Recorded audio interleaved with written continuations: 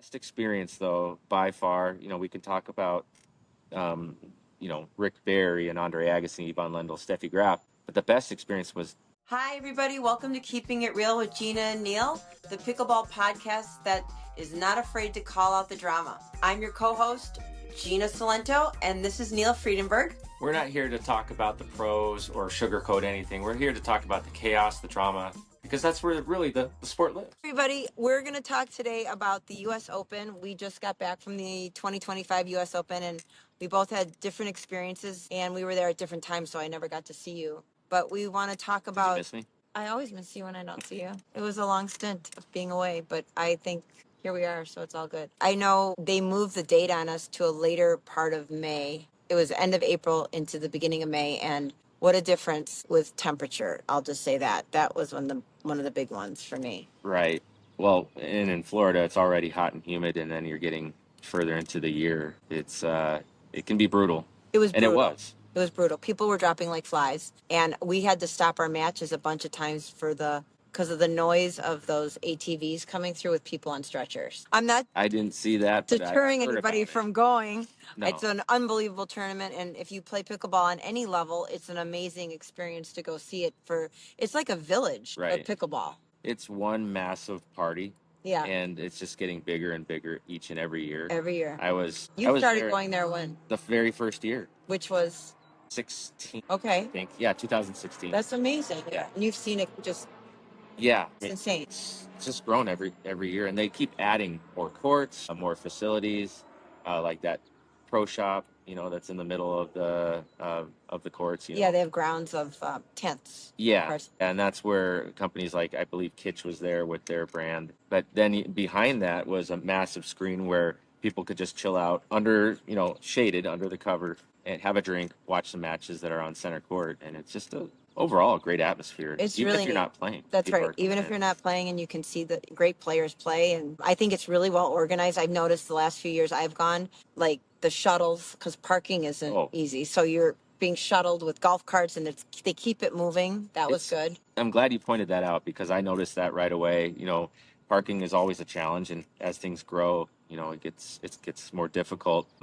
But yeah, you park in that one park over there, and there's the golf carts. They come right up to your car and say, "Do you need help?" I know. They're ready to go. So nice. And it just The continues. volunteers are so nice. Right. But like the event itself lasts for how long? Like over a week, right? A little over a week. Little over a week. Yeah. And it's cranking. They Yeah. have so many different categories to play in. Right. Age group, skill level, event, Pro, split age, this, that. So I like the split age. yeah, that's cool. That's fun. But you get to see a lot of players that it's neat to see everybody's kind of congregating there. I love the fact that they have, most tournaments are doing this now where they let you know on your phone, like where to go. And that's neat. But I was on court 55, 54, 53 in that bank, and I never left that area. So I didn't get to go around. You're not running all over. They try to keep it consistently in the same area. Right. And you have your phone, so stay attached to your phone. Yeah, have to. Get the text messages. Yes. Get that the division has already started. Yeah. Things like that. I found it to be, though, it's nice. It's nicely organized. Super hot and windy. So for me, I wilted like a flower. I'm coming from, like you, cold climate, winter, indoor play, and then your body, you got to get there a little before, I think, to adjust. You have to. Yeah, I got there a day before play. That's what I didn't have much time to adjust. Not to say that was my excuse. I know everybody had to deal with it, right? But everyone, but yeah, it was windy my days, really windy. It was windy every day. Yeah. That I played. So you have the windy conditions. You got to watch those flags moving back and forth. What direction is it this time? It affects every part of your game, from serves to drives to drop shots and dinks, and really strategy. They allowed a lot of hydration breaks, which is nice. That was new. Yeah. I don't remember that last time I played. Maybe was that there last year? I don't know. I think so. Yeah. Yeah. Hydration timeouts. Yeah. I love that. That was cool. They're showing not only that they care, but about their I know, customers. And they ran that thing like a tight ship. Yes. Center court. I don't know if you've ever played on center court. I played on center court. Have you? No. Once, but it wasn't for any medal or anything. I just started it. Okay. But yes, I played on center court. It was hard. I would love to see them invest in a better structure. For the center court? A, to allow more people in for spectating. Okay. And B, it's like what do you call it? Like a fabric for like a dome that makes it's made out of fabric, but there's so many shadows in there to play. You have to you'll be hitting on, and then you'll see dark and light, and to me, and then the sight line, it's open. It's just it's in the background. It's a very difficult. I found a place to play in. Well, if I can get there, yeah, to center court, maybe it's an experience. Let me tell you. Remember what you're saying. It's cool. Yeah. But it's. I think they could do better with that. But I think overall, the cool thing this year was that Agassi came to play with Anna Waters, and there was a lot of drama with that a little bit. I mean, there was hype, and which is cool because you're seeing one of the best tennis players come to play pickleball, which is neat. Right, and it was just after the big, what do you call it, with I believe Hayden and Anna Lee and some yapping going back and forth from a previous tournament, which I think a lot of people saw. And I digress. I don't want to get too far deep into that topic, but yeah, when you're playing at that level and you're a kid, essentially, not anymore, but you're young and you're growing at the same time, getting better and better and better, and you're looked at as you're the best in the world.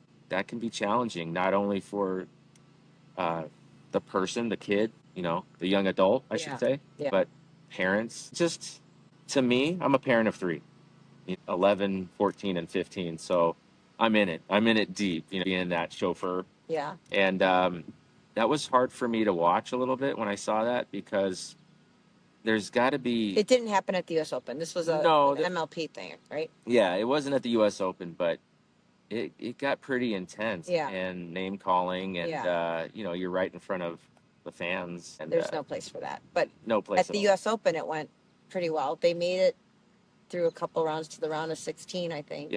But it was neat to have him there, and his presence brought a lot of attention to the U.S. Open. And you got to see him signing autographs and stuff, right?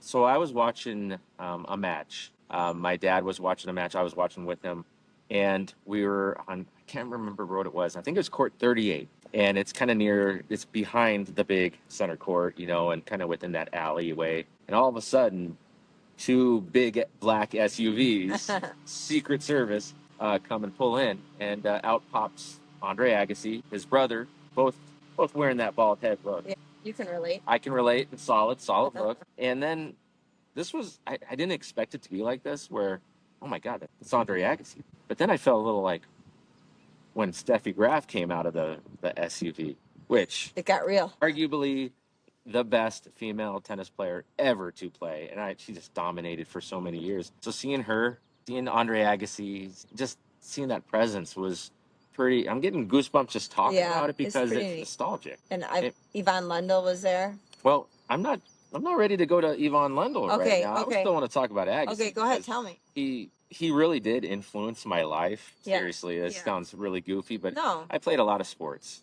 I played baseball, basketball, tried to play some tennis and golf, but I played tennis. And during that time period, I was like 11, 12 years old, and you're getting into that pre-puberty, and there's I'll be honest, there was a little bit of drama at home, and so I was kind of rebelling.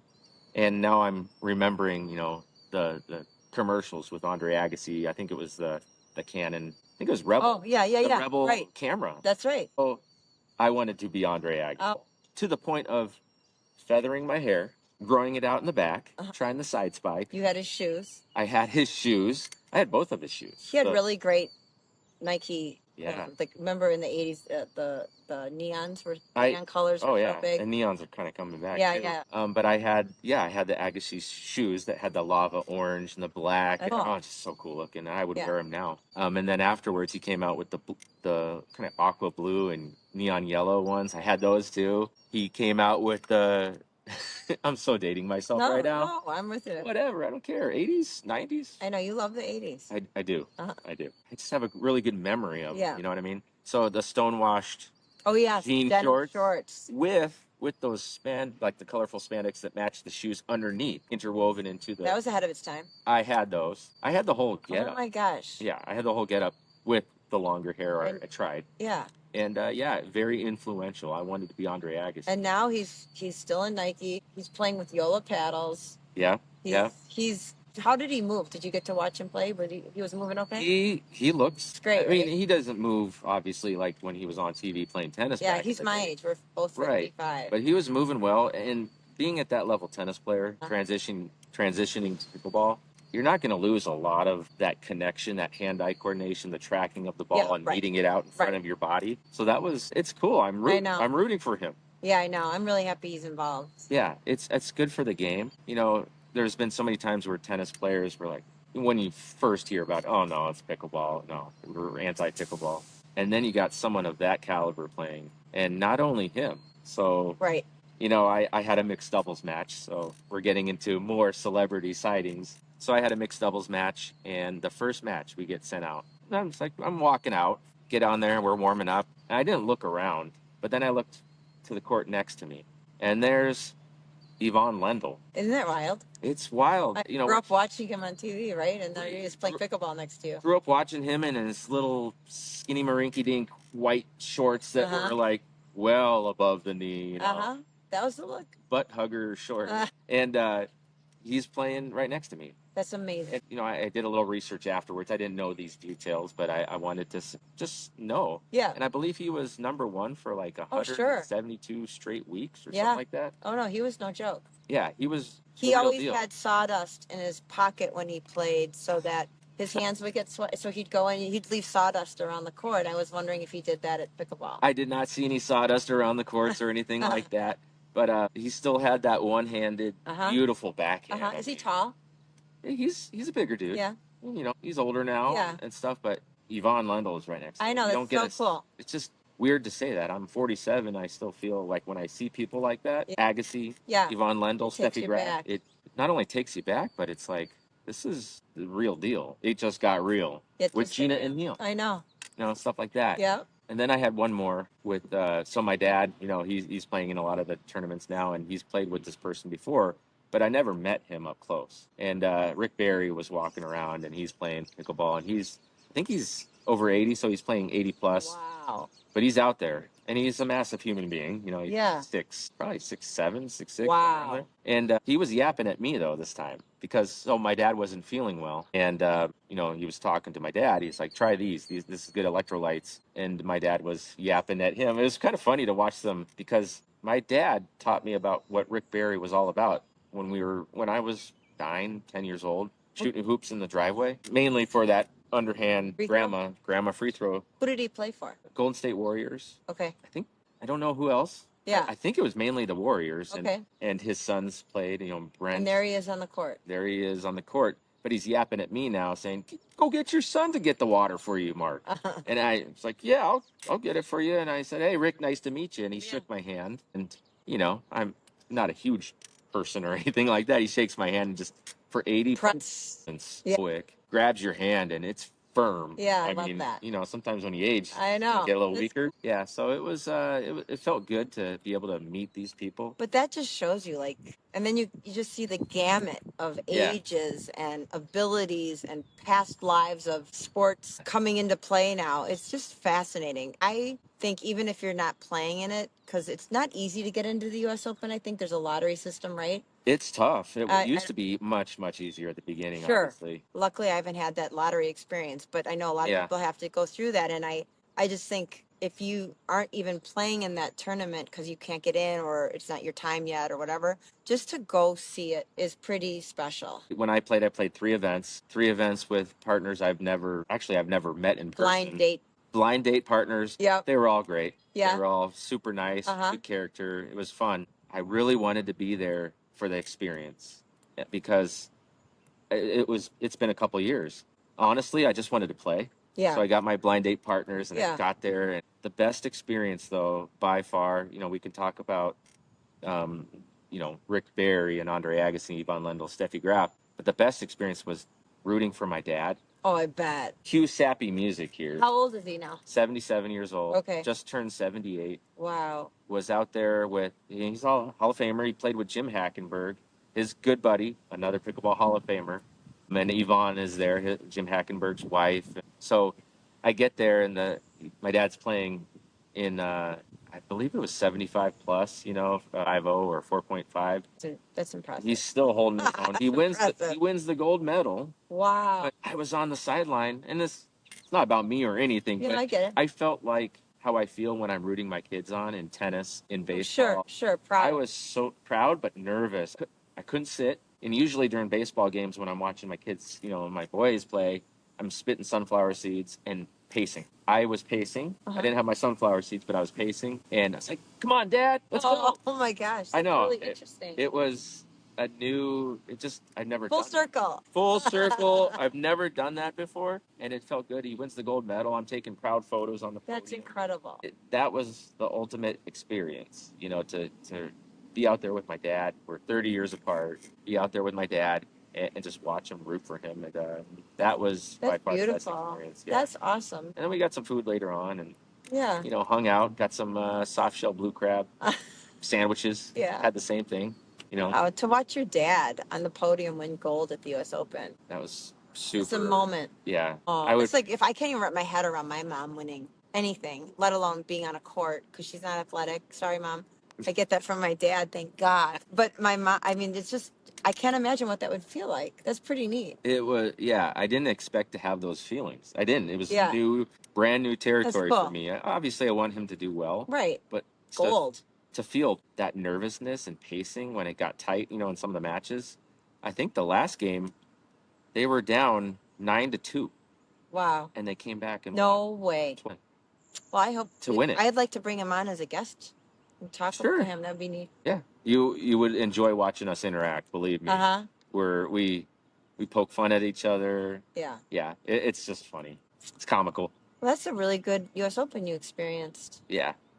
Mine was a little different, but I had a great partner. I only played women's doubles because that's all I can handle right now. But ideally, it was awesome. I love Leslie Bernard. I just know that the heat just took me out, and the wind affects everybody. I get that, but the heat, I'm just not seasoned. It was brutal. I know one of my matches after the match, it went 3. I felt like throwing up. Yes, a lot of people felt that way. But it hit me. My legs were complete rubber, and walking was a challenge. And then after that, hydrating, getting some salt, it kind of felt a little bit better, but it was still. Yeah. You have to be ready. You have to be seasoned, like you're saying. Yeah, and a lot of these people that live down there, they do have an advantage living in that warmer climate. I was toast. Well, I was diagnosed recently with Lyme disease, so that has taken a lot out of me. I'm working on getting healthier, but so I can play more events and whatever. I really haven't tapped into my potential, so I'm excited to see what I can do. Yeah.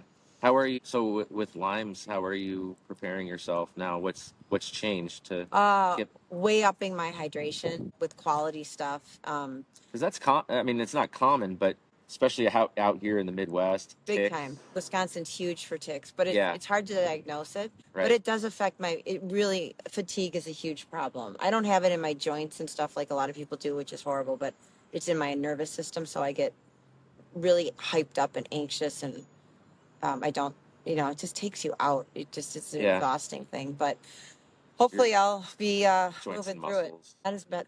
Some people have that. I don't have that, luckily. No. Brain fog and stuff like that. I can lose focus pretty easily. Like I just that's not the time to do it. Not on the court. And you're playing the best players, so it's like you got to bring it. You got to be in it and bring it. And you be do. Focused. But I wilted. I don't know, 4 or 5 rounds in, but I love the experience of being there. It's neat.